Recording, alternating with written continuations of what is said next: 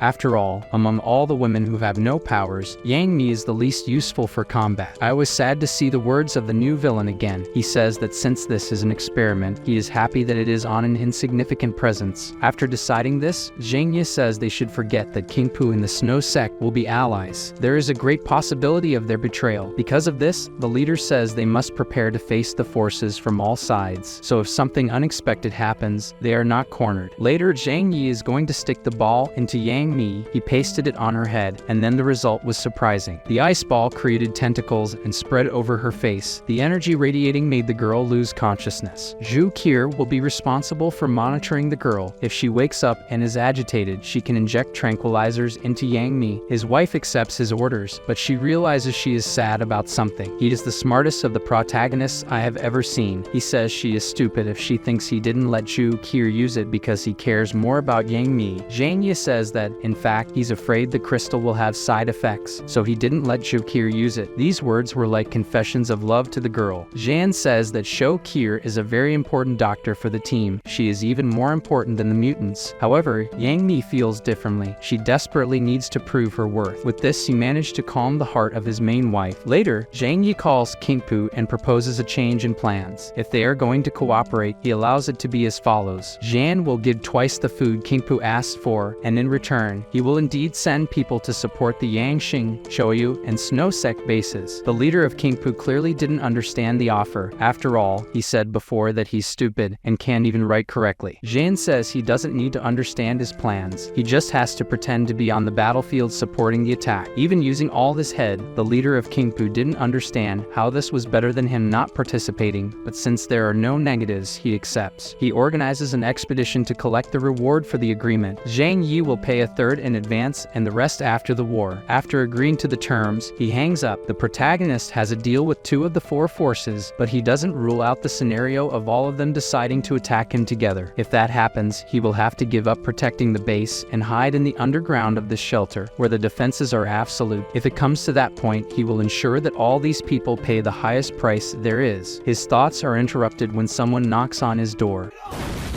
She came to inform that Yang Mi had finally woken up. Zhang Yi ran with Shokir to his lover's room, and there was Yang Mi, awake and panting. I think she had suspicious feelings and desires in her mind. On the other hand, Zhang Yi was worried if there were any side effects on his lover, but despite the redhead's expression, the kitten was calm, so there was no danger. He asked how she felt and if Yang Mi could use her powers now. The girl then tried to feel what her ability was, and replied that it was the ability to make food. Yes, you understood correctly. She said her destiny was to do domestic chores. Her ability is to make food that restores the energy of those who eat it. And look, it's not sexism, but the girl was sad because she would continue to be useless for the battles they had to face. Zhang Yi surprised by saying that this is actually very useful. They can now fight without worrying about energy if this is true. The villain ordered his main wife to free her cousin. Zhang Yi is very attentive to his girl and told her to rest today and show her potential tomorrow. He picked her up while thinking that this power is really good. He is satisfied with it, and she is satisfied with being treated with care. The next day, Zhang Yi made a call and asked the person to meet him in his territory. His ally on the phone was worried, but our villain reminded him that he was the one being attacked. Zhang Yi is confident in his plans. The trio of mutants went to Chun's village where Liang's incompetent students lived, and now it is empty. Xing Tian came with his war troop, and leading the troop was his daughter mounted on a giant wolf imposingly. Our team's kitten became aggressive as soon as she noticed the animal. Xing Tian's daughter asked her Twilight Wolf not to draw attention here. Xing Tian stepped forward and said he didn't expect that after 10 years, without seeing each other, they would end up meeting this way. He is happy to see Zhang Yi. The protagonist agrees and is also pleased to see him. Xing Tian likes to remember that in school he was insignificant and now he is a city leader. Zhang Yi brought the food that would be the payment, and Xing Tian, happy with this, told Zhang Yi not to regret giving this food. Cooperating with the Qingpu base would be advantageous. Our villain asked if Xing Tian remembered how Zhang Yi fought with the neighboring class. His ally remembered, and the reason was that the most beautiful girl in their class had a crush on Zhang Yi. Exactly. Zhang Yi said that 5 of them attacked him, and he knew he had no chance of winning, so he grabbed the talkative boy and knocked out 3 of his teeth before losing. See? Zhang Yi says he gave the food, and if Xing Tian doesn't fulfill his agreement, he won't hesitate to sacrifice himself to take Xing Tian with him. With a serious look, my favorite protagonist says he hopes the Qingpu base can survive and do its part. Tian is confident in his strength and says that loyalty is the foundation of his life. Zhang Yi can trust him. When the time comes, he will do his best. Zhang Yi says he also doesn't want to see his former classmates get hurt. After this meeting, the Qingpu base members left, and our team also needed to go to prepare for the great battle. Uncle Yu does not rule out the possibility that these people may change their minds later. However, Zhang Yi is confident that Tian has not changed his character even after 10 years, and he will keep his promise. Xing Tian does not need to fight against Zhang Yi, just do nothing, and in any possible outcome, he will have the greatest reward of all. After getting in the car, our villain acknowledges that they cannot rule out the possibility of them turning against them, so they must prepare for that too. Guys, I'm excited about this. Back home, Yang Mi informed that she had already mastered her power to make food, and he could come to taste it. Karen had already tasted the food and said it was delicious, but something tells me she might be talking about Zhang Yi's body. I hate the reason these people put a watermark on this part of the image. Liang came out of her depression and was there happy, so Zhang Yi asked if this was some effect of Yang Mi's food. I thought it was a joke, but the girl said yes. Her food gives energy, removes debuffs, and increases the person's concentration. She gave him a bowl to taste, and before eating, Zhang Yi offered it to his kitten first to see if it was okay to eat it. By the animal's reaction, it seemed there were no problems, so he ate it. He found it delicious, and the flower kitten did too. After filling his stomach with soup, he asked if the food's effect disappeared over time. She hadn't tested this yet, but she already knew that freshly made food had a better effect. His goal now is to stock up on a lot of food made by Yang Mi in his warehouse, so he doesn't have to worry about energy. While our protagonist eats everything Yang Mi offers him at home, his enemies are preparing to launch the final attack against the most dangerous enemy they have. His assistant was worried because the flag fell from the mast this morning, which is a sign of bad luck. Of course, Honglian said this was just his superstition, but the boy insisted it wasn't just that. This is the first time since the apocalypse that they have gathered so many people. The fate of the Yangsheng base could change today. Despite his right-hand man's words, Honglian did not believe that a small shelter with less than 10 people could withstand all the city's armies together. Confident in the attack, she told him not to worry. The power of the 4 great families is absolute. However, the boy had a smart suspicion. Perhaps the other bases were not reliable. She laughed a lot at this statement, of course. They are not reliable, but everyone is the same, and everyone gets anxious with the chance to intimidate the weaker ones, especially targets so weak, but they draw so much attention. In this sense, he agreed, and indeed there was no remote chance of them failing today. The girl said he was just nervous. After they win, they will drink together, and he will understand the joy of victory. She might show him other joys. I think it would be a better celebration. Back at the most pleasurable shelter in the city, our villain was on the phone receiving information about the attack's timing from his infiltrators. Now that he knows it will be at 2 in the afternoon, Zhang Yi was prepared, and so was his group. The villain told teacher Liang that she could use this for now. It was a special weapon he obtained. They went to their most advanced positions. Zhang Yi knows his strength is as a shooter and strategist. His 4 combat generals went to the front line and followed his commands. Inside the mansion, his girls also did their part. Shokir is the best doctor. Yang Mi prepared the food to boost everyone's energy. Chinchin must be ready to control the automated weapons by Karen. If necessary, she must take down the enemies. Something changed inside Chinchin. The young girl was now excited about the possibility of taking down enemies with her own hands and being useful to her big brother. Now that everyone must go to their posts and prepare, he reminded them that the battle could end quickly or take a long time. Remember that their lives depend on it. After his commander's speech to his harem, he climbed to his strategic spot. In this place with bulletproof glass, he had a view of all areas with his rifle. He has plenty of ammunition for this battle. He ordered through the communicator for Chinchin to raise the glass. With his rifle, he could see his team positioned. Zhang Yi says there are 2 tasks to accomplish, and as soon as he succeeds, he will order them all to return to the shelter. At the expected time, the enemies appeared on the horizon of the flatland, 5 kilometers away. He could see the cars approaching. The leader of the Kaoyu base said that the other bases were delayed, so he would position the bomber trucks near the walls to attack at the right moment. Wei's assistant then commented that the defense system was laughable, as it was made of ice and certainly would not withstand the firepower of their heavy weapons. He added that this situation was advantageous for Wei, who possessed an ice ability. The more ice there was, the more power Wei had. The leader was confident and willing to eliminate Zhang Yi and provide employment for his men. His soldiers were preparing the car to fire against the weak ice wall when they were shot directly between the eyes. Before he could warn that they were being attacked, another soldier was shot in the heart. Wei realized this and alerted all the soldiers to the attack. But what could they do when they couldn't even look towards the enemy base and were being hit? They were showered with bullets and couldn't figure out where the shots were coming from. The sniper tried to see over the walls, but there were no people. Where was the shooter? He searched for a few seconds, and then Zhang Yi sent a hint of his location. Wei, realizing that the soldiers were being eliminated, became worried and created a fog with his ability to hide his men. Zhang Yi, noticing Wei was creating an ice fog, recognized that the enemy had an ability similar to an otaku pillow lover. This did not concern him. Zhang Yi knew Wei couldn't maintain this ability for long. Wei too was aware that he couldn't keep this up forever and ordered his assistant to find the sniper, as his ability wouldn't last long and they would be exposed again. The assistant soon pointed in a direction and told Hai that the bullets were coming from the side of their shelter. The man was paralyzed, knowing that the sniper could hit from a distance of over 3 kilometers, which was terrifying. Wei then ordered his soldiers to retreat quickly out of the sniper's range. The soldiers used the snow to retreat. During the withdrawal, as soon as they left the snow, one of the vehicle's tires was hit, causing it to stop and get stuck in the snow. The soldiers inside the vehicle panicked and began to call for help on the radio, knowing that if the ice dissipated, Zhang Yi could see them again. The soldiers pleaded for help from their leader, fearing they would gain more holes in their bodies. Wei ordered his assistant to slow down to help the soldiers before Zhang Yi got them. The soldiers then exited the vehicle and ran towards Wei, trying to stay within the ice fog. Unfortunately, they began to be quickly taken down, as Zhang Yi seemed to have an aimbot. Wei wanted them to keep moving. Whoever was lucky would reach his car. The wounded had no chance and should be forgotten. Concerned for the lower-ranked soldiers, Wei's assistant decided to help them. He jumped from the car and stood in front of the soldiers, using his power to increase strength, much like when you use your favorite waifu. Despite being able to deflect the bullets due to his body's resistance, Zhang Yi's bullets were stronger than usual, causing him a lot of pain. Meanwhile, the villain continued firing until the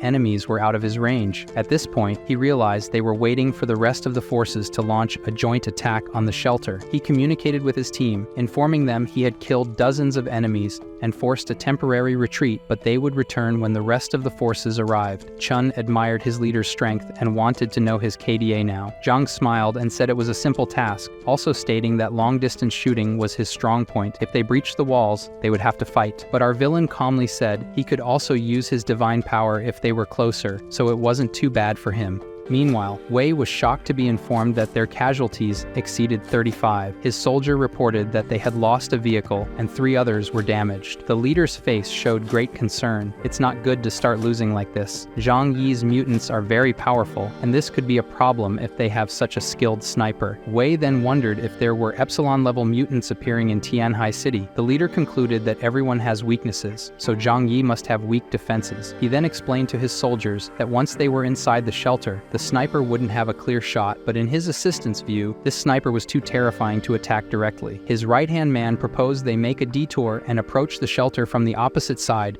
to avoid the sniper's field of vision. Wei pondered for a moment and said he liked the plan, but they didn't need to hurry. First, they should find a place to hide temporarily. Jin was confused, questioning the point of hiding when Zhang Yi already knew where they were. Wei revealed his true intention, saying that Honglian must suffer from this sniper too. His ally should have the same losses as him. After some time, Honglian's troops arrived near the battlefield, and she was welcomed by our villain. Despite Zhang Yi's bullet speed, the werewolf managed to block many of them. The protagonist finally found someone interesting for him. The Twilight werewolf, realizing the sniper was so far away, was also surprised. After seeing the mutant's eyes, Zhang Yi resumed firing. The trigger finger was not as tiring as defending against so many shots, and soon the werewolf's body showed signs of injury. He knew he couldn't continue blocking for much longer. However, he was confident the soldiers had already prepared the missiles to attack Zhang Yi. Within seconds, the first missile was launched towards the shelter, which should have been enough to penetrate it easily. However, Zhang Yi had powers they didn't understand. Using his dimensional warehouse, he could send it to another dimension. The surprise quickly turned to panic when Zhang Yi fired back at them. One of the soldiers shouted for the others to launch the remaining missiles quickly, knowing that if they wasted time,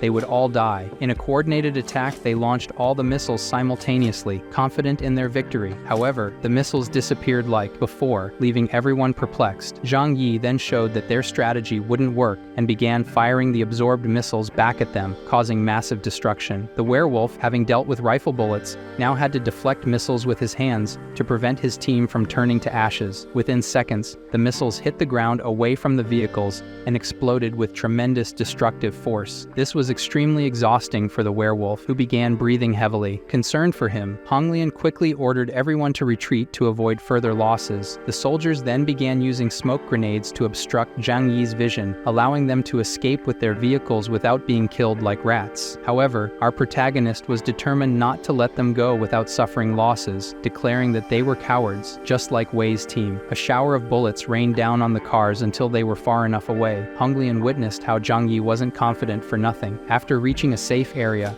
Honglian reflected for a moment. The enemy has a sniper with cheats and can repel missile attacks. She couldn't determine if it was one person or two people, but these two abilities, whatever they were equally terrifying. Finally, she understood why this team of a few people could face the Zishan base. Her thoughts were interrupted by Ting, who asked what they would do next. They had the firepower to bring down the base walls, but they were still 7 kilometers away and didn't know how to approach. Honglian responded that they shouldn't continue advancing. It would be better to let the other bases pass first, to draw the sniper's fire and exhaust his special abilities. She then called Wei and asked where he was. Wei replied that he hadn't arrived yet and asked if Honglian was already on site. The woman said she still had a long way to go, but would arrive soon. After hanging up the phone, both leaders lied to each other, wanting the others to arrive soon to experience the sniper's power as well. While the selfish and confident leaders tried to undermine each other to balance the losses before the guaranteed victory, Zhang Yi was taking the opportunity to increase his KDA. Chun suggested that their leader eliminate as many mutants as possible when he and Uncle Yu attack. Zhang Yi always gives his best and said he counts on them to do the same. Moreover, he said the mutants that have resisted so far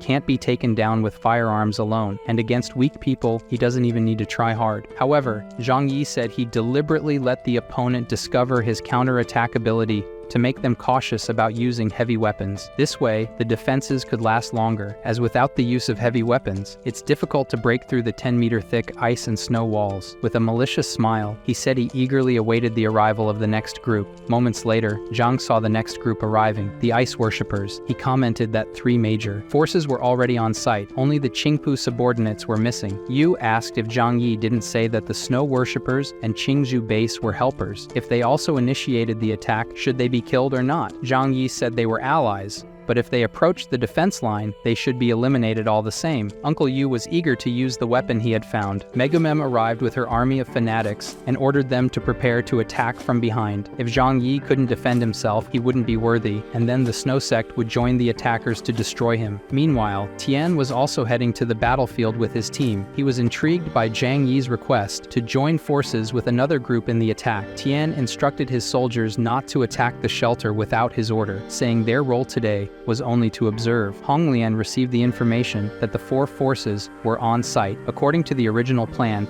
they would attack the shelter from 4 directions, with Tian attacking from the rear. Wei said that behind the base was a mountain. How could they attack? Tian explained that climbing the mountain would be easy with his wolf, and he would be able to surprise the enemy. Honglian warned everyone about the skilled sniper and the member of Zhang Yi's team who could redirect attacks. Wei confirmed, saying he lost many men that way. Honglian agreed that they would start the joint attack o'clock at 2:30. When the enemies began to approach the shelter, Chen called him to inform that an army was coming from the mountain. Zhang Yi realized it was Tian's men, and knowing that Tian was a coward, told her not to worry and focus on the main forces. As time passed, the joint attack finally began. The vehicles appeared again in front of him, and he was more than prepared. But this time, the attack came from multiple directions, making the situation very difficult. This led him to decide to reveal his trump card and use heavy weapons or cannons. He then communicated with Chen, instructing her to activate the weapons immediately. Chen, who seemed to have been waiting for this moment, pressed eagerly. Soon, cannons emerged from within the ice defense line in an unexpected manner and began firing dozens, even hundreds of bullets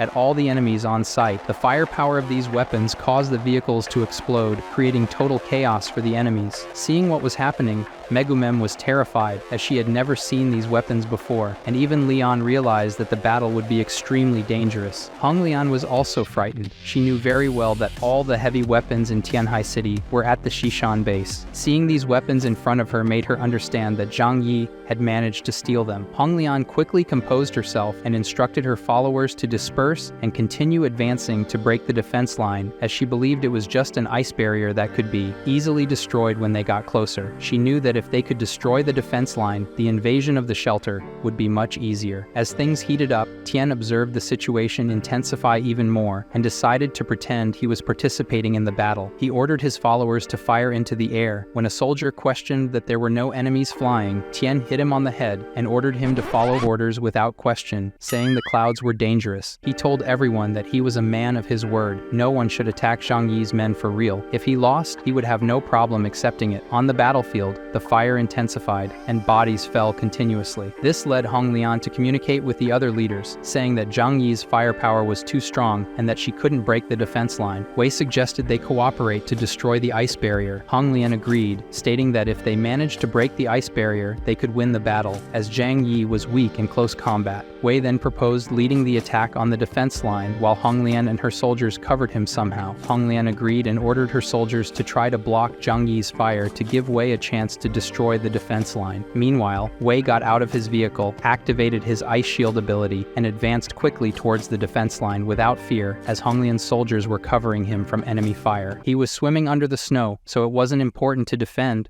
I think so. Am I crazy? Within seconds, Wei reached the ice barrier and managed to destroy it with a single blow, thanks to the enormous strength of his ice shield. This happened in front of Otaku and Uncle Yu, who realized a fierce battle was imminent since Wei had destroyed the ice barrier and was ready to invade. Wei's soldiers began to enter the area with their leader's order. To give more space for his men to pass through, Wei placed his hands on the ice barrier and completely destroyed it in seconds. Zhang Yi was surprised to see this, realizing that Wei's ice ability was much stronger than Otaku's pillow lover. He warned that they would start now, and then Wei felt the danger approaching. He only managed to save himself at the last second by moving his head to avoid the fatal blow. Even so, he did not escape unscathed, as the attack knocked him down, and he had to use his dragon sword. The blow severely wounded him, leaving him shocked. As the sword managed to pierce his ice shield, he sank into the snow to flee, but Otaku pulled him out of the ground with his ability, forcing him to break free from the ice and jump. At that moment, Liang quickly advanced with her sword, determined to be lethal. Her speed was so great that Hai couldn't dodge and was wounded. He confessed that he didn't know there was such a strong swordsman on Zhang's team and thought that invading the shelter would be easy after breaking through the ice barrier. Because of this, he decided to retreat alone, as destroying the ice barrier was his main objective, allowing the soldiers to approach the palace. Seeing the large number of soldiers, Liang decided to attack them without fear, despite Otaku trying to calm her down. Zhang Yi observed and knew she was angry, believing her students were her motivation, and ordered his followers to let her fight as she wished while they protected the barrier. Hong Lian began to spit fire, taking advantage that Zhang Yi's men were distracted by the ice barrier, and called her soldiers to invade the ice barrier without hesitation, led by the werewolf with his powerful defense. Chun started to create an ice barrier while the kitten, which now looked like a dog, screamed to deafen the soldiers and prevent them from advancing, giving Chun more time to create his barrier. At that moment, Uncle Yu took advantage of the distraction, grabbed his automatic machine guns, and started firing like Rambo, causing the poor soldiers to feel their body parts go numb. Meanwhile, Liang, consumed by fury, left the ice barrier and began to eliminate everything in her path. Suddenly, she was surprised by an attack with powerful claws that approached quickly. Despite being shocked by the speed of the attack, she easily defended herself using her sword. The attack came from a furious werewolf who declared he wouldn't allow her to cut down his followers like vegetables. Facing a strong opponent, Liang activated her Super Saiyan transformation of rage and used all her strength. Where'd the beat go? The werewolf licked his lips, finding it interesting. Realizing he was facing someone as cold as an iceberg, he decided to attack, believing the best defense was offense. However, Liang remained motionless, waiting for the right moment to counterattack. When the opportunity arose, she did not hesitate and managed to cut off the werewolf's arm, leaving him perplexed by her strength. Liang didn't stop there, and with a piercing gaze, she made cuts so fast that the adversary was ready to become soup. Liang was secretly avenging her students. Yu was out of ammunition in his weapon when a strange mutant approached and wrapped around his body, immobilizing him. Floor used her ability to deafen people to affect both men. Yu, with his healing ability and pain tolerance, seized the moment and grabbed the rubber man. Before he could proceed, they heard an absolute order. Zhang Yi told everyone to retreat to the shelter. Liang, carrying her prize, returned, and everyone else did the same. In the distance, Zhang Yi observed the serious and motionless ice worshippers. Perplexed by this attitude, he ordered Chinchin to use firepower to shoot a volley at them. Several were hit until Megumem created a barrier. This made the girl angry, and she shouted that it was almost time to act. Megumem shouted for everyone to follow her to safety. Her men ran inside the base, where everything was covered by smoke. When Yu returned, he questioned whether they would abandon the upper floors of the shelter and go underground now. Zhang responded that there was no need to rush. The shelter's defensive capability was not easily broken. While they were talking, they were interrupted by the sound of a truck approaching. Looking, they saw an excavator, and Zhang understood why the enemies were confident in breaking through the palace defenses. Even so, this excited him. He then took grenades and began throwing them precisely at the soldiers and the excavator, managing to eliminate many of them with just a few grenades, saying that just because they broke the ice wall didn't mean they could advance further. He continued to throw grenades, eliminating many soldiers approaching the palace. When the excavator got closer, Zhang realized that it was driven by Wu Huairen. At that moment, he understood why the enemies were confident in breaking through the shelter's defenses. When Zhang tried to throw grenades to explode the excavator, the rubber mutant expanded his body to block the attack. Chen Jingguan had the elasticity ability, as the grenade bounced off his body. Soon after, Huairen began moving the excavator towards the weak point of the palace, trying to make a hole in the wall. When Honglian saw that the excavator had reached the palace, she ordered all soldiers to attack Zhang Yi so he wouldn't see Huairen and try to attack him again. Our villain was in shock after hearing a message from the house's artificial intelligence, realizing the shelter was being invaded and the walls were about to collapse. He quickly asked the system how long it would take for the person to break through the walls, discovering that he had about an hour and a half. On the first floor, the sound of the excavator drilling the wall was very loud. Otaku asked his leader if it wasn't the right time to go underground. Meanwhile, Wei and Honglian were satisfied with the result. They were about to invade their greatest enemy's base. Although the losses were enormous, as long as they could obtain Zhang Yi's resources, it would be a victory. At this moment, where defeat seemed certain, the true plan of the ice cream sect was revealed when a member ran to the enemy soldiers and made them very warm, eliminating them instantly. This caught the leaders off guard. What was happening now? Wei and Honglian received a call from their soldiers, informing them that the ice sect members were attacking them. Upon hearing this, Wei began to understand that this war would be much more difficult than he had imagined. Looking to the side, he was surprised to see the girl flying and controlling two cars with her mental ability. Confident, Megumem launched them towards the enemies without hesitation. Of course, such an attack wouldn't be enough to hit anyone, and they quickly defended themselves. The extremely satisfied girl said that they too would pay today. She would send them to hell and free the city from them. Tell me she doesn't seem like it now. I can't be crazy to think so. Zhang Yi noticed the explosions among the enemies and was pleased, as this was a sign that the ice cream sect had decided to keep its word too, which was perfect for him. Inside the shelter, everyone was eating Yang Mi's special food. As soon as they recharged their energies, they quickly went out to help the ice sect members eliminate all the faction soldiers. Meanwhile, Tian was furious when he realized the ice sect had betrayed them and allied with Zhang Yi. He was very happy, as without this alliance, his men would have died too. After the death of most of the other major faction soldiers, Qitian's faction would become the city's greatest military force. On the battlefield, Tiha and the others were handling the long-range attacks thanks to their exceptional abilities, while Liang dealt with the close combat, eliminating the faction soldiers. Zhang Yi, with a wicked smile on his face, was confident in victory. He used his precision rifle to attack the strongest soldiers, who couldn't withstand the explosive power of the bullets, dying instantly. Honglian noticed that Tian still hadn't appeared and suspected he might have fled or even betrayed them. Wei said the worst would be if Tian attacked them, just like the ice sect did. Lian was desperate and ordered a retreat before they were completely destroyed. However, the retreat wouldn't be easy, as the ice sect members were in the way. Hong Lian drank gasoline and used her fire ability to clear a path, but the number of enemies was too great, and she began to show signs of fatigue and exhaustion. Even so, she continued to fight with Wei's help, and they finally managed to reach the cars and escape, saving some of their soldiers. Among the saved soldiers was not Huairen, the excavator driver. He tried to flee, but Zhang Yi coldly killed him with a headshot. With the battle over, the ice sect, led by Megumem, began to celebrate the victory. Our villain realized these people didn't fear death, as they exploded themselves among the enemies. He concluded that he should avoid future problems with them, as any battle would be unfavorable, even if he managed to kill many. Zhang Yi called Tian and offered the remaining resources, but Tian said he was busy with something important and would come later. Zhang Yi went down to see his team and found them well. He asked them to rest, as they had won. Amid the celebration, only Liang was still angry. Zhang Yi tried to calm her down, saying the battle was over and they had avenged her students. Liang fainted from exhaustion, and Zhang Yi quickly caught her. Sure, she was crazy for facing an army head-on alone. He took her inside,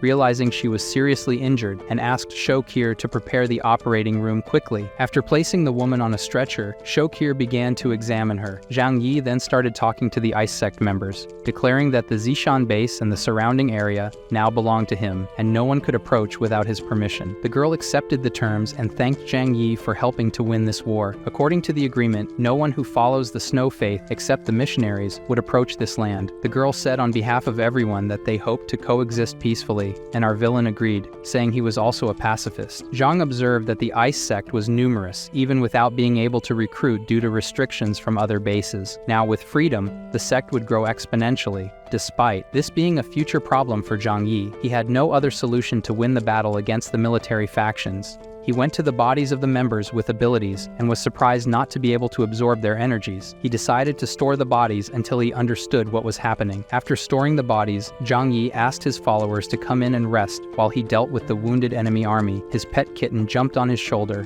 happy to be by her powerful master's side. Meanwhile, far away, the soldiers of the Yangsheng and Chaoyu bases paused for a moment. Wei was furious because the ice sect and the Qingpu base had betrayed them. Honglian was also fuming with anger, saying that Tian had certainly received many resources in exchange for his betrayal. When she picked up the phone to call and curse Tian, Wei interrupted her and asked her to calm down. Wei explained that only the ice sect had officially betrayed them. Tian hadn't attacked and had only observed from afar. Wei wasn't trying to justify Tian's actions, but knew he was a coward and avoided confrontations. Honglian, still irritated, responded that Tian broke the agreement and should pay for it. Wei then reminded her of their desperate situation, with many soldiers dead. If they tried to confront Tian, they could end up in a battle that would destroy them completely. Before they could continue the conversation, they heard a loud noise coming from Tian's troops and their dogs. Honglian got out of the car, furious, and confronted Tian, asking why he was there now. The man calmly said that Honglian and Wei's base had many resources, and he only wanted a small part of them. Wei, irritated, said Tian could have obtained those resources if he had allied with them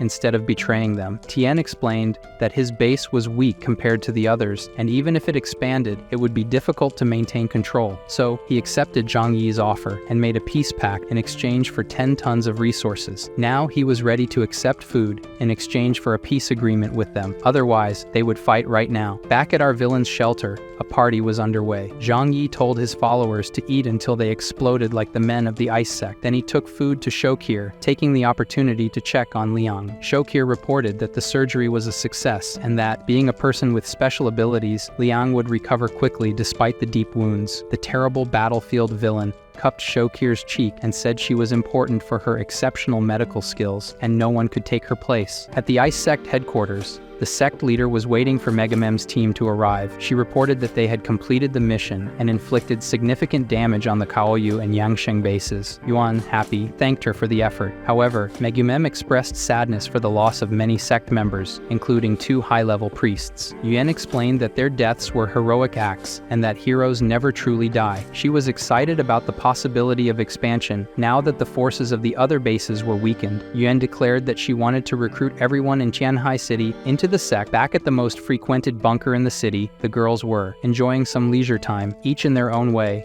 after the battle. I can see a future between Otaku and Karen. Liang came down to get something, and Chun wanted to know if she was feeling better. Liang said nothing and withdrew. Karen said she needed time for her body and mind. Zhang stated that the Yangsheng and Chaoyu bases had been severely hit and there wouldn't be any major movements temporarily. While talking, Zhang Yi looked out the window and was surprised to see that the outside was clean, with no sign of the bodies that had been there the previous night. In less than 10 hours, everything had been removed. Zhang Yi picked up binoculars to check the area and was shocked to find the place deserted, with no living or dead person in sight. He wondered if changes in the world could cause the dead to turn into zombies, like in horror movies. To verify his theory, he quickly dressed and went out, not explaining the real reason to his followers so as not to scare them. He just said he was going to check something quickly. Outside, he found many footprints in the snow from more than 1,000 people, all moving away from the palace. The lack of returning footprints indicated that no one had entered the area recently. In other words, no one had entered that area, but some people had left. This could only have a frightening explanation at the moment. The bodies had risen and moved on their own. Worst of all, shortly after, he heard a sound behind him, which terrified him. When he turned to see what was happening, he found nothing. It seemed the fear of zombies was taking over his mind, but he soon calmed down, telling himself he didn't need to fear, as he had already killed living people and could kill the undead too. He continued following the footprints for a while, realizing that they all moved away from the shelter. After some time, he returned home to tell everything to his allies. Before starting, he asked everyone to take a deep breath and relax to avoid panic, as what he had to say was something only seen in movies. He said that hundreds of bodies outside the shelter had disappeared, and there was no sign of them anywhere. The bodies might have risen and walked on their own. Shokir was horrified and asked if Zhang Yi was joking. Chun thought the villain had removed the bodies as a prank, but Zhang Yi insisted he was serious and was in shock himself. To find out what was happening, Zhang asked his followers with special abilities to prepare after eating, as they would investigate the footprints together. After eating, they took the car and followed the footprints in the snow until they reached an underground tunnel. They got out of the car and approached slowly, not knowing what to expect. Approaching the tunnel, they were surprised to see human footprints inside. Chun suspected that someone with the ability to control bodies was behind this. Liang suggested it was possible but unlikely, as controlling 1,000 bodies at once was almost impossible. Chun began to tremble and asked if they were dealing with zombies like in the movies. Zhang Yi replied that he hoped it was just that, as zombies would never be more dangerous than humans, especially in the cold, where they would group together and be easy to detect.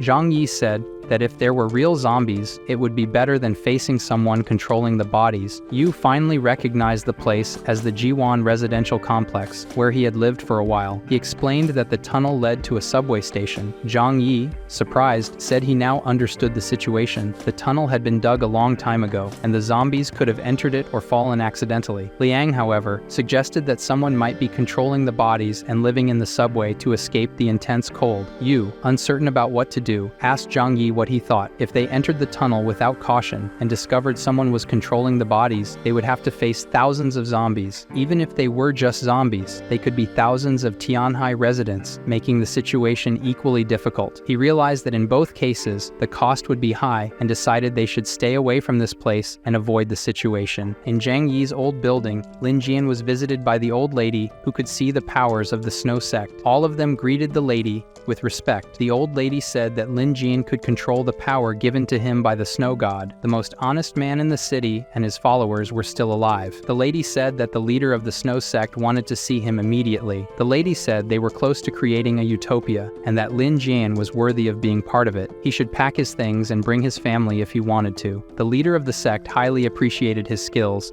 and believed his abilities were indispensable. Lin Jian bowed and thanked her, praising the great snow god. He was willing to offer his strength to them, but before he could gather his things, the lady warned that the leader wanted to see him personally now. He wanted to wait for his wife and child to prepare to go as well, but the lady assured him that the sect would take care of that later. His wife informed her faithful and honest husband that it was not a problem, they would take care of her. He should go now and answer the deity's call. They then walked to the grand church in the village, where the representative of the snow god was waiting inside. Lin Jian was surprised to see that the leader was a woman. As if she could read his mind or his face was easy to read, the old lady said that the image of God is everywhere and depends on who sees it. He shouldn't worry about the details. Of course, he didn't question anything. He simply introduced himself. Greetings, Esteemed leader, I received the leader's grace and survived until today. The great leader of the snow sect said it was true. He indeed possessed great power, as had been told to her before. From now on, Lin Jian was the priest of the Order of Snow. Lin Jian felt his blood boil, and then bowed. He said he would give his all, and hoped to learn much from the master. Pleased with the outcome, she asked Lin Jian to follow her to another place. This was unexpected for him. A tree stood before him. The trunk expanded and contracted gently, as if it were breathing. The great leader explained that this was the sacred tree she had learned to cultivate. It could root hundreds of meters deep into the ground, absorbing nutrients, and then bear fruit. These fruits were very important to them. Did he want to try one? Something told him it was like the apple of Eden, just like in the Garden of Eden, where Eve plucked an apple, bit into it, and offered it to Adam, who also took a bite. He ate the fruit, which was not white inside. The color reminded him of something from the bodies that had fed the tree before. Lin Jian felt his body light and full of energy. His hunger and cold disappeared. Yuan Kongye then told Lin Jian, "Your mission is to cultivate this sacred tree with your abilities. Only then can it grow stronger so we can feed more followers." Lin Jian gladly accepted the orders of his leader. He approached the base of the tree and cut his finger. Even though it was a small injury, his blood flowed like a river. The sacred tree eagerly absorbed every drop of his blood, glowing a vibrant green. Yuan healed Lin Jian's finger and warned, "From now on, you must use your blood daily to nourish the sacred tree. This is your glorious mission." Meanwhile, elsewhere in this frozen world, Zhang Yi's home was warm and full of life. Everyone was training hard to become stronger and healthier. Chun was trying his best, as he was the weakest. All his combat allies were monsters in their fields, so he returned to work, trying to replace fat with muscle. Our protagonist went to him and advised him that powers grow stronger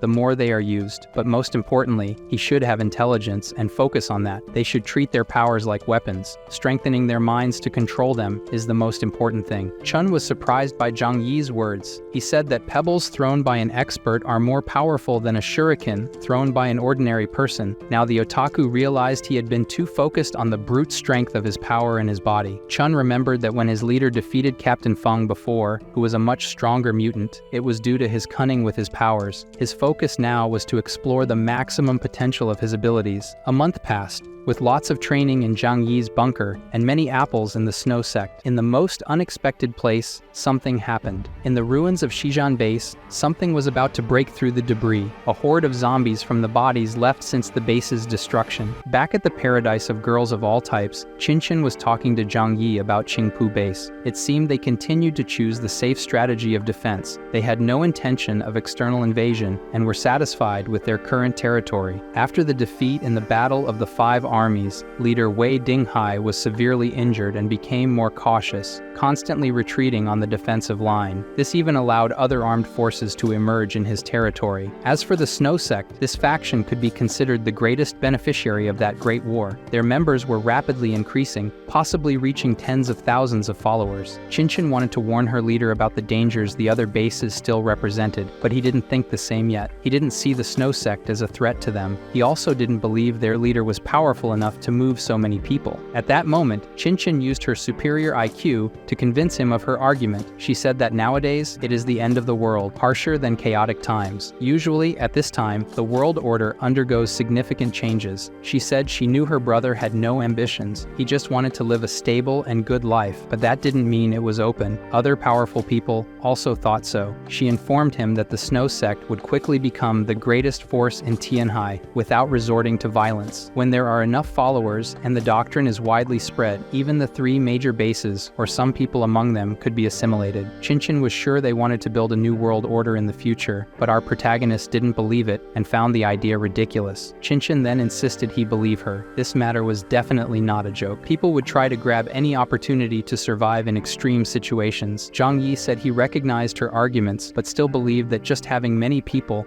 wasn't enough to dominate everything. In front of the other modernly armed great powers, they still couldn't gain an absolute advantage. Qinchin reminded him that Yuan Kongye could awaken new mutants. Zhang Yi acknowledged that mutants were just more powerful humans, but few were really powerful enough to be feared. Qinchin's arguments and IQ were nullified because she just remembered that the little brother was very powerful now. He saw no threat because he was like a god. To our surprise, when the girl agreed with him, Zhang Yi changed his mind and recognized that he needed needed to stay alert with the snow sect. Their conversation was interrupted because he noticed something outside the base, a horde of zombies heading towards their bunker. He ordered Chinchin to warn everyone about it and gather in the living room to gear up for combat. He would take a look outside to see what the alarms were detecting. Chinchin wondered where those hundreds of people came from. For there to be so many people, could the other bases have united to attack Zhang Yi again? Uncle Yu soon appeared, asking what the current situation was. Observing from afar, our villain realized those weren't normal people, they were zombies. Liang said she could only believe it by seeing it, and even after seeing it, she didn't believe it.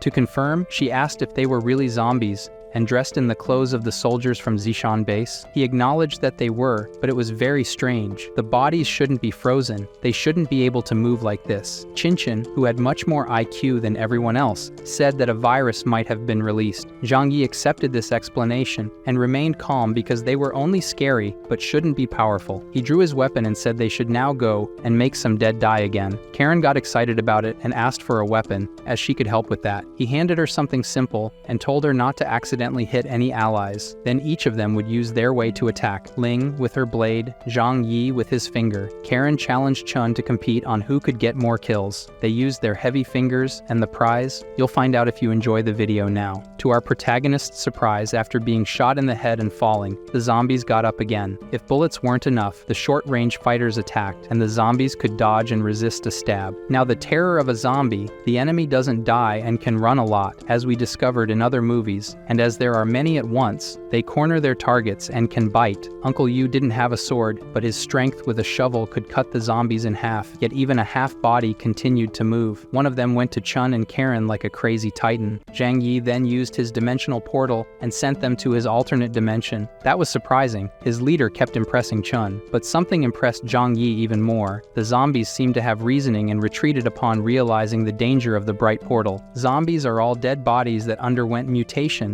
They shouldn't have intelligence, but they can perceive danger and stop, which is totally illogical. Could there be strange people who can control zombies? Just like last time, the soldiers' bodies disappeared inexplicably. Zhang Yi thinks that if that's the case, everything makes sense. He takes out a tank and orders Uncle Yu and Liang Yue to listen to his command. When he counts to 3, the two should jump with all their strength into the sky. He gets into the tank and counts 1, 2, and at 3, he fires. A strong explosion warms their butts in the air, and then they run from the remaining zombies. Zhang Yi might not have had more ammunition in the tank because he decided to get out and try something else. With his equipment, which you can imagine what it does before he does, our protagonist fires with his flamethrower and hits the closest ones. Again, he is surprised. The zombies begin to retreat. Now he can confirm one thing: someone is definitely controlling these zombies from the shadows. When the manipulator behind the scenes realized it was difficult to defeat them, they chose to flee to preserve the zombies. Liang said she couldn't imagine how humans could control thousands of zombies at once. Besides,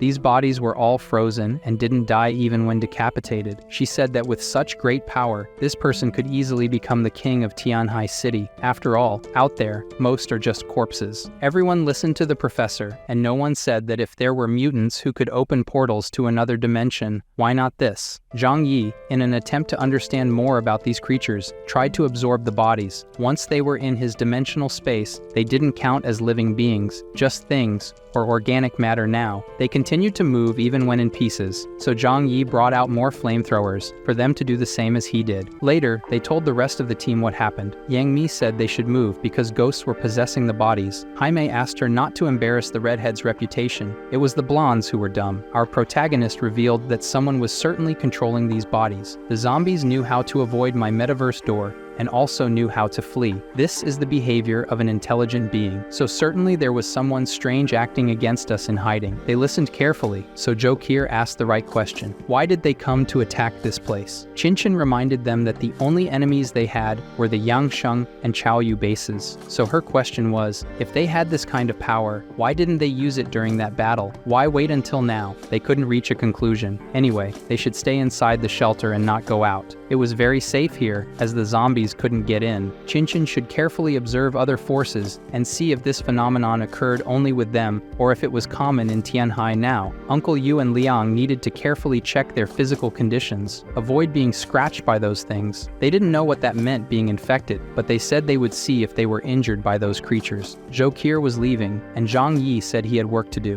Before he could finish, she knew she had to research the zombies, and that was what she would do now. His brilliant girlfriend always knew what to do. He said they had to confirm if those things had a virus inside them, or if they were being controlled by strange people with distinct abilities. If it were a virus, it would become a disaster that would engulf the entire city of Tianhai. Tianhai means Celestial Sea City. In fact, our protagonist believed that if it were a virus, it could spread across the whole world. Now, if it were manipulated by someone, it meant there was someone in this city even more terrifying than all the previous enemies. This conclusion scared our brave waifu Zhou Qi. They hadn't even had peace to have their child yet, and now the world was at greater risk than before. Like a gentleman, he told her not to think too much. No matter the world outside, what they needed to do was protect themselves. As long as the shelter remained safe, they could continue living peacefully. Later, he would test the zombies. Zhou Qi was surprised to see a sample of this up close. It was really amazing. He reminded his fiancée that she had to be careful because it could still move, and they didn't know if it was a virus. She collected a piece of the creature's tissue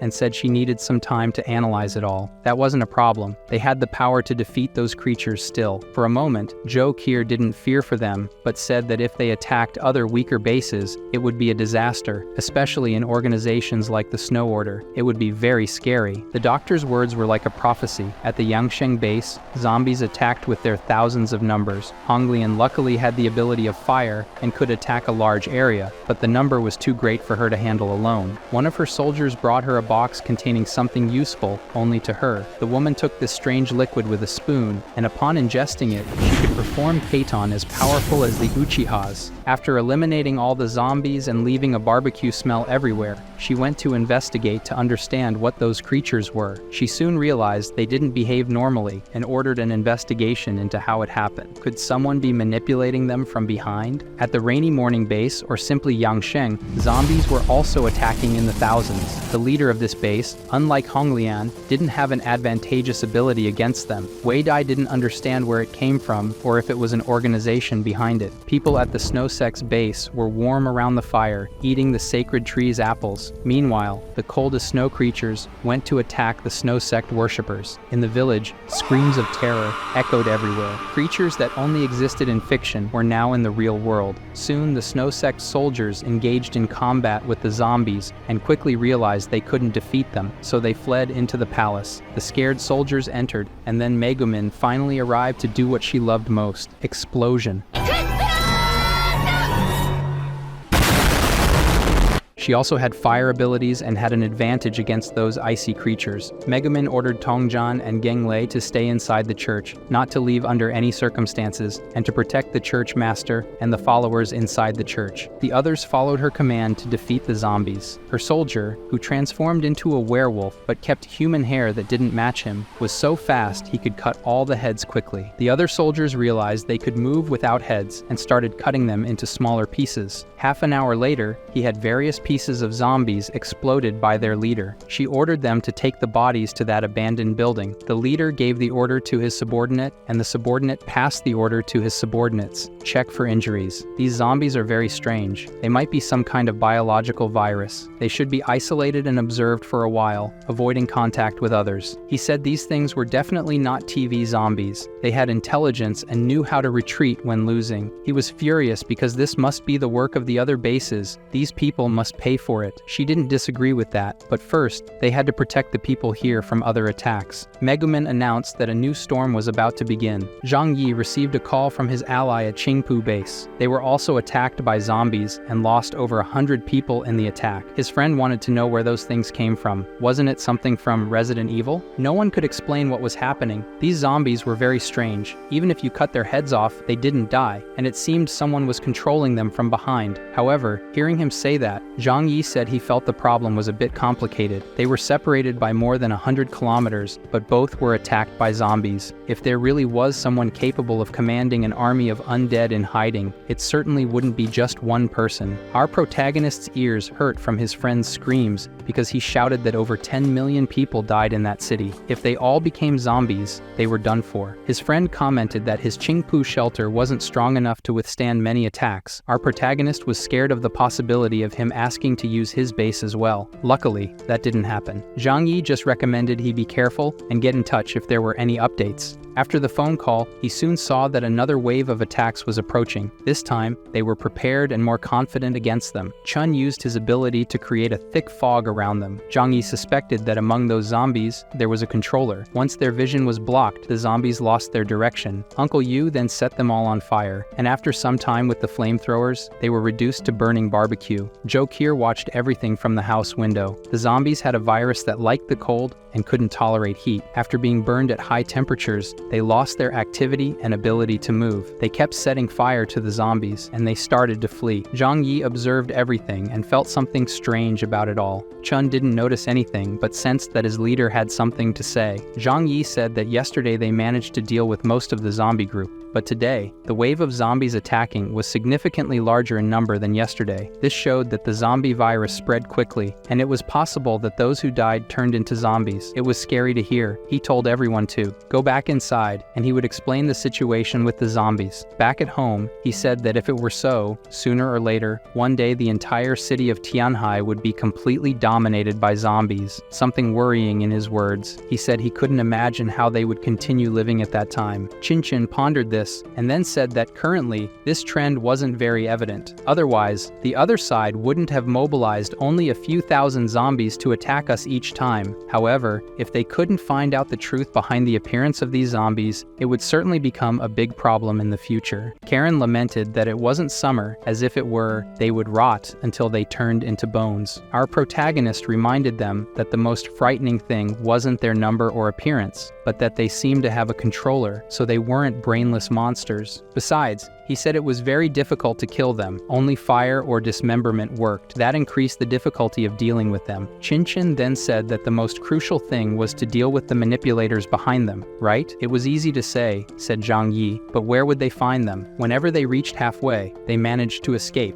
Discouraged by the forecast of things, our villain couldn't imagine how they could deal with it. Everything was full of uncertainties, impossible to deduce with common logic. None of them had a solution, but Joe Kier said she had a guess. In the past 2 days, she had been researching the zombie bodies and discovered something very strange, resembling an ancient virus. It could withstand extreme cold, even surviving at 100 degrees Celsius, and invade the nervous system of living beings to control their bodies. But it didn't fit the modern definition of a virus in biology. Its structure should be between a virus and cells, but it could control and reproduce in the host's body like a virus. I bet everyone agreed with our protagonist in asking her to speak more simply. No one here understood those things. In other words, she said that after the apocalypse, under the influence of gamma rays, biology was redefined. For now, it was better to call it a zombie virus. Simply put, it reflected part of the habits of fungus colonies and even animals living in groups. When zombies were in the middle of a group of corpses, their actions were consistent and even manifested some intelligence. But the corpses studied in the lab were even losing their reproductive instinct, and their reactivity was worsening. Joe Kier said she suspected the control of this virus could be similar to a biological population, where viral mothers could control them in some way. She meant that their viruses could communicate with each other, and the viruses had the basic consciousness to control the bodies. Zhang Yi then asked if that meant that once the Matrix was killed, all the infected zombies would die too. It was hard to say, but that explained their actions with some level of wisdom. Our villain said he understood a bit now. If they noticed that in the past 2 days, the zombie attacks seemed fierce, as if they had some level of intelligence, in reality, the zombie group's combat strategy was quite childish, always choosing to retreat after part of the zombies died. That feeling was like that of a 2 or 3-year-old child learning to talk, only able to go word by word words slowly. Liang said she began to understand where he was going with this. They were probably mutants after human death, or became hosts after a mutant virus took over the human body. This made more and more sense to Zhang Yi. After all, to become a mutant, one had to be on the brink of death. It was possible for someone to become a mutant on the verge of death and end up dying for good. Then that person could be infected with the virus and make the virus mutate as well. They had to pay attention to every detail of their actions to discover how to deal with them. Their first step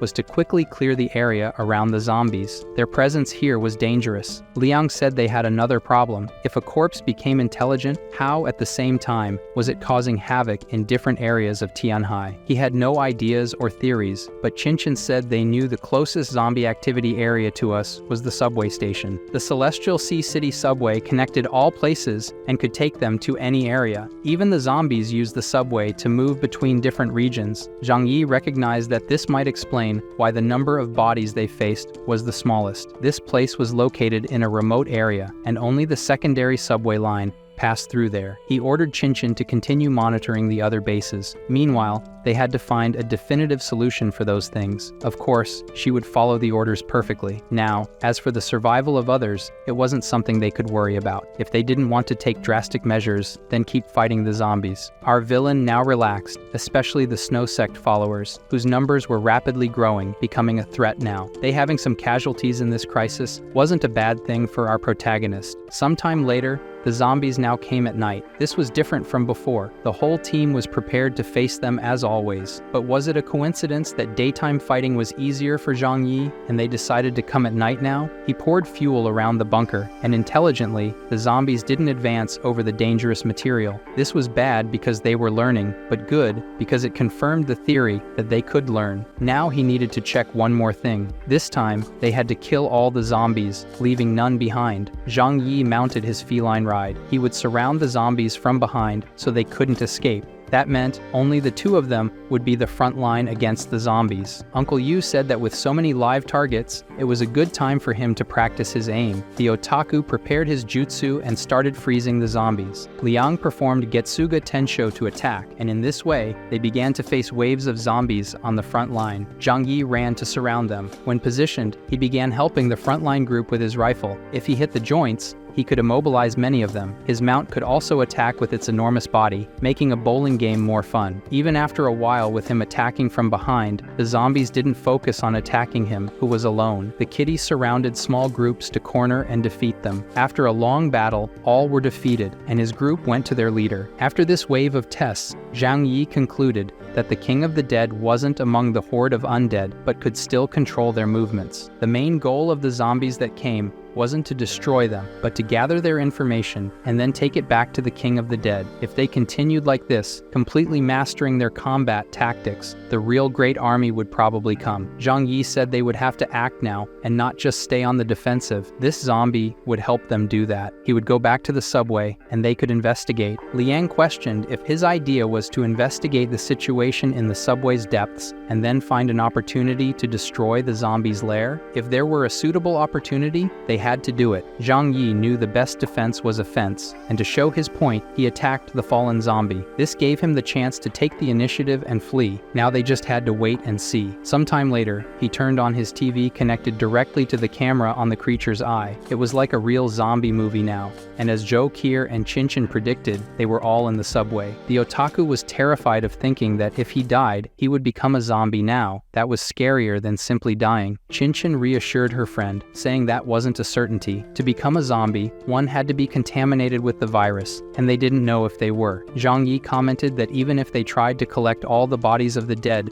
to prevent them from becoming new zombies, it would be impossible to collect 10 million people. Their focus was to find and defeat the King of the Undead. While he was talking, something caught his attention. A zombie stood out in the crowd. What was that alien? An avatar? And something scarier that gave me chills. As the narrator, I was scared when the creature knew it was being watched and looked at the camera. Our protagonist almost soiled his pants too. However, this also showed that the assumption was correct. The King of the Dead was there, and they found it. But how could they kill the King of the Dead? There were so many zombies underground. If they all went armed to clean up, Who knew how long it would take to clean up? If their plan was to eliminate the king of the undead, Chun, terrified, questioned how they could defeat those things in the subway, with millions of zombies in an enclosed space. Chinchin said that besides that, the subway spread throughout Tianhai City. The Corpse King was smart and would flee when it sensed something was wrong. They had several difficulties, but Zhang Yi was firm and said they would have to do it. No matter how many there were, it wouldn't be a problem, but they had to prevent them from escaping, so they had to start with the subway. Liang suggested starting from a subway exit location to prevent their escape from one side. The goal was only to kill the king of the undead. If he didn't escape, everything would be fine. As for the other zombies, there were many ways to eliminate them. Uncle Yu agreed they had to act, either giving a suggestion or going with this plan. The leader's order was to prepare. Tomorrow, they would act. Chun, despite being the most fearful, was right in questioning if Zhang Yi wasn't rushing into enemy territory without more information about the place. However, Zhang Yi had reasons they didn't know yet to be confident. All they needed to know was that if necessary, our villain could get them out of the subway. He was putting their lives in danger recklessly. Chun was curious and asked him to share his secret for that, but Zhang Yi wouldn't do that. Liang accepted this argument. They didn't need to worry anymore then. If that was the case, Yang Mi prepared delicious meals that would invigorate everyone's energy for tomorrow. Meanwhile, at the Yangsheng base, Honglian defeated another zombie attack with her abilities and soldiers. She knew they couldn't continue just standing and defending their base. One of her soldiers brought information that all zombies were defeated, and the number of soldier and slave casualties was 67. This information made the woman more convinced they needed to act now. Her assistant questioned if that meant they had to go on the offensive. Honglian realized the zombies' actions were clearly controlled by someone. They needed enough information to know how to completely resolve this crisis. But that was very risky, said her right-hand man. Investigating immediately could result in a total disaster for the army. It would be better to observe a little more. Maybe other forces had a solution to the problem. Honglian, on the other hand, told him to look at the size of that horde of corpses. She didn't believe they would have an easy time, especially the snow sect. Those fools gathered over 10,000 people, as if they were preparing a lunch for the zombies. Honglian stated they couldn't depend on anyone. They barely wished for their death. If they wanted to rely on something,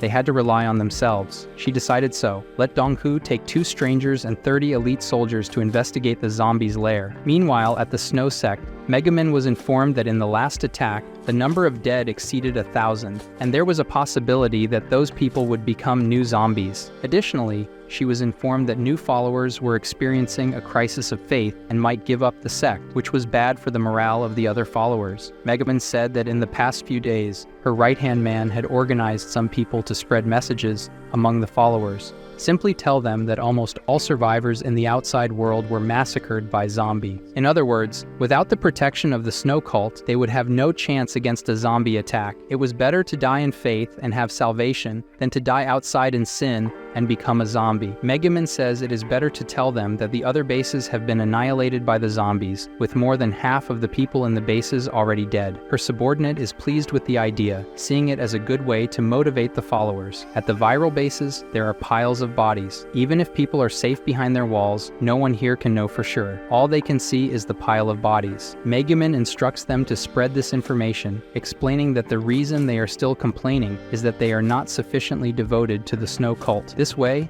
they will understand that joining the snow sect at this moment is something to be happy about. Her subordinate ensures that this information is spread and praises the intelligence of the great priestess. Meanwhile, we return to our villains. They head to the entrance of the subway tunnel for the mission to eliminate the king of the dead. Zhang Yi assures that if they manage to find him, he guarantees he can defeat him. However, all this must be done with personal safety as a priority. They should not get excessively involved in fighting the hordes of the undead. There is no point in killing many of them. Zhang throws the light stick and sends Uncle Yu ahead, since he is the team's tank. Descending the stairs, the scene is chaotic, but there are no enemies, so they can advance. For this mission, the Four and the Flower Kitty came along. What they see is horrible, but they have no choice but to move forward. Zhang Yi says the instinct of zombies is just to feed, not to infect dead dead bodies to become zombies. Chun, who understands this matter, says that they seem to have a huge appetite. He mentions that in Tianhai City, there are more dead than living. Chun also recalls that Tianhai City had over 10 million inhabitants, hoping they turn into lunch for them and not more zombies. Chun also wonders what the zombies will do when they run out of food. Will they migrate to other cities? Our villain says that it doesn't matter what happens. What matters now is eliminating the king of zombies to ensure there are no zombies around the shelter. As they run quickly, the flower kitty senses a presence. Something is lurking around them. Everyone, this is the end of chapter 354. Help me bring new chapters by liking this video and leaving your comment about the story. Thank you for watching. Don't forget to subscribe to the channel so you don't miss out on upcoming videos. Leave a like if you enjoyed it and share with your friends. See you in the next video. Bye for now.